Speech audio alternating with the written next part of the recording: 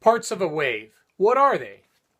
Well, imagine if we had a mass suspended from a spring that moved up and down.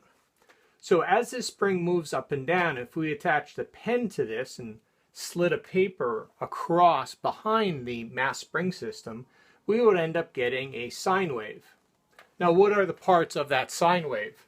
Well, the part that goes above the equilibrium point, the midpoint of that motion, up and down motion, we call that the crest. And the part of the wave that dips down below the equilibrium point is called the trough. Now, the distance from the top of one crest to the top of the next crest, we call that the wavelength. And we use the symbol, Greek letter, lambda. Now, you see, I have lambda from crest to crest, but I could also have it at any point that represents a complete cycle.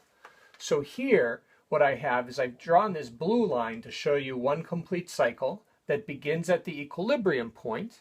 It goes up, creates the crest, goes back down to the equilibrium point, then goes below, creating the trough, and then back up to the equilibrium point. And then a new cycle begins at that point, a second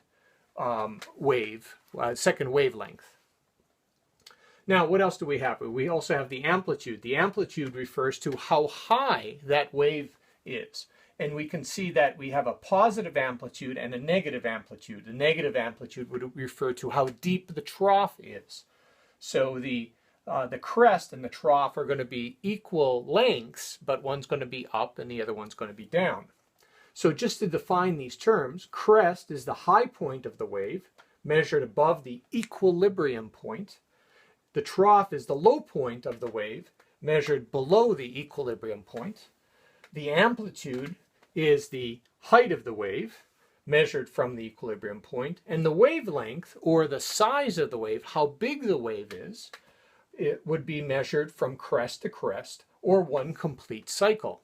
If you think about wavelength, or you want a good example of wavelength, think of an ocean wave.